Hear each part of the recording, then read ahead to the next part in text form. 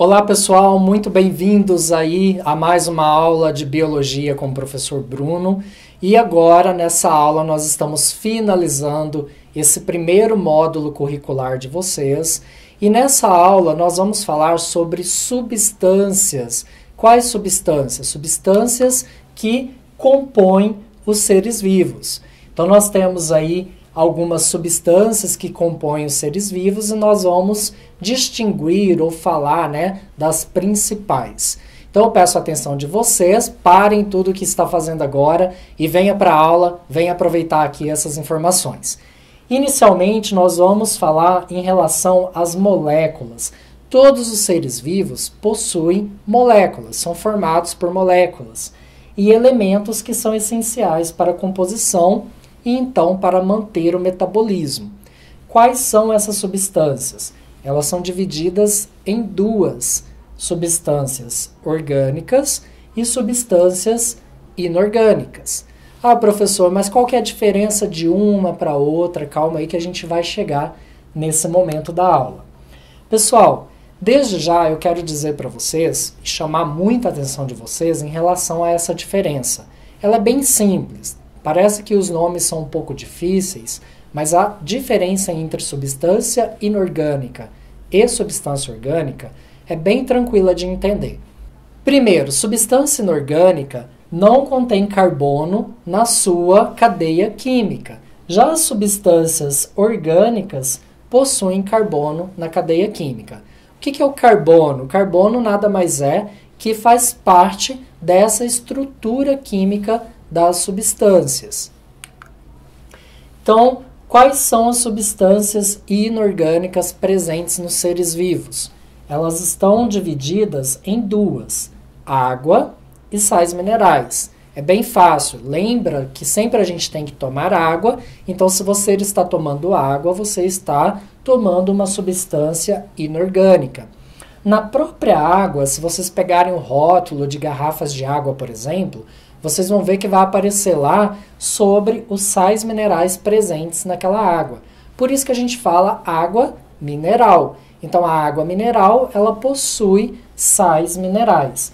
Então, água e sais minerais são substâncias inorgânicas. Bom, outro tipo de substâncias encontradas nos organismos são as substâncias orgânicas.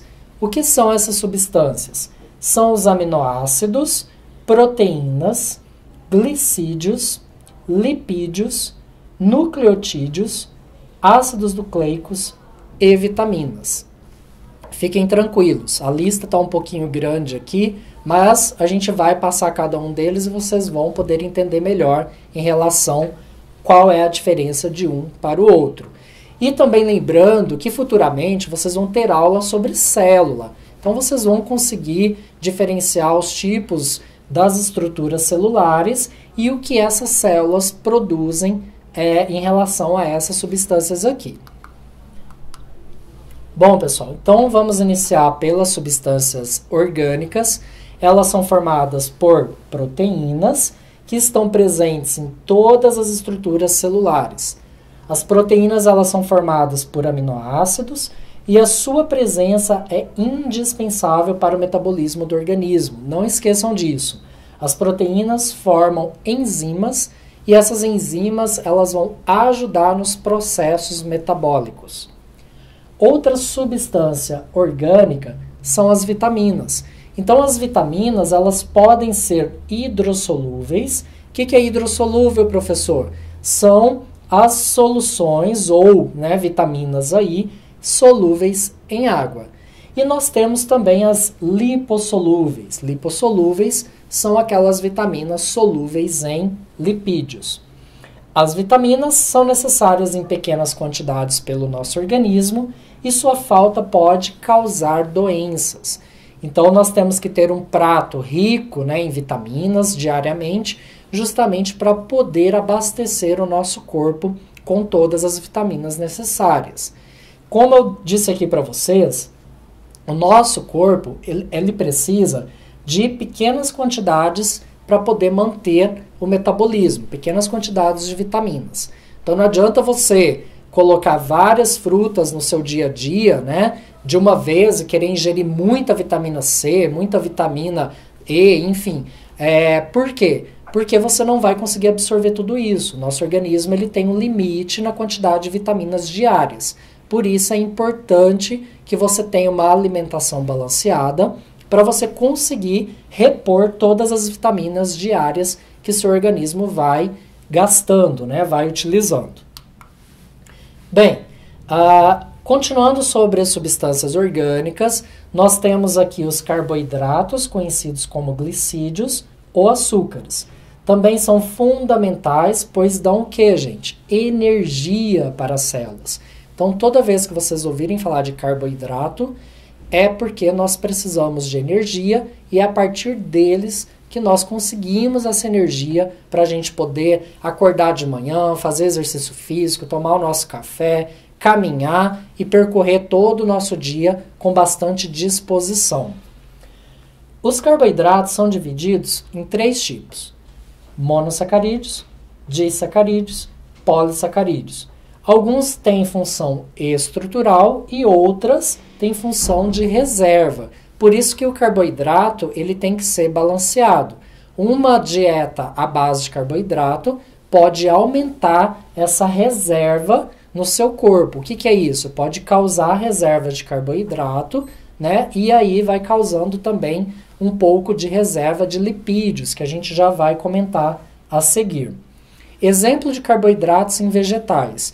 Nós temos lá o milho, que tem o amido, né? Nós temos também mandioca, são todos exemplos de carboidratos presentes nos vegetais. São estruturas de reservas que aquela planta utiliza para ter o metabolismo dela acontecendo.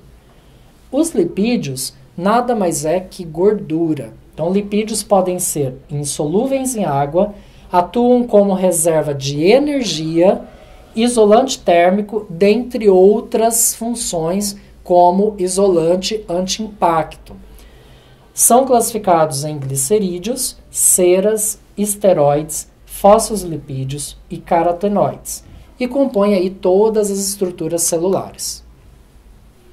Bom, essas foram as substâncias orgânicas. Agora nós vamos falar um pouco das substâncias inorgânicas. As substâncias inorgânicas são os sais minerais, compostos aí, né, nada mais do que cálcio, cobre, iodo, zinco, fósforo, potássio, sódio, dentre outros sais minerais presentes que estão aí também nos alimentos, inclusive na própria água, como eu comentei anteriormente.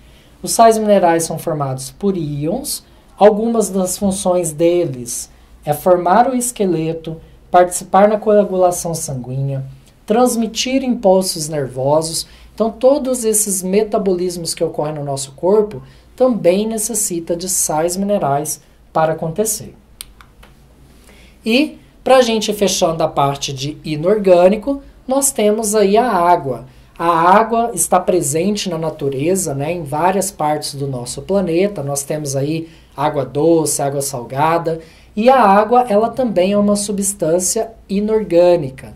Então, a substância que é encontrada na maior quantidade nos seres vivos pode dissolver diversas substâncias, por isso é classificada como solvente universal.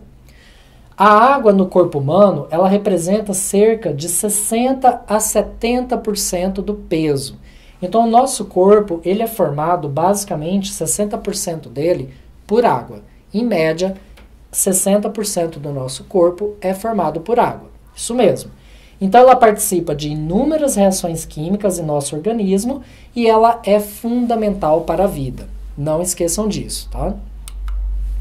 Pessoal, para a gente fechar sobre a composição química dos seres vivos, eu quero deixar bem claro para vocês que vocês têm que saber em relação à diferença básica entre substância orgânica e substância inorgânica. Então, vamos lá, preste atenção. Substância inorgânica não contém carbono. Exemplos: água, sais minerais. Substância orgânica, o carbono é o principal elemento na cadeia química, né? Então, nós temos aí como exemplo substâncias orgânicas: vitaminas, proteínas, lipídios, dentre outras. Essa foi mais uma aula de biologia. Espero que vocês tenham gostado e agora eu encontro vocês no próximo componente curricular, que nós vamos passar para o 2 agora, ok? Um abraço, até mais!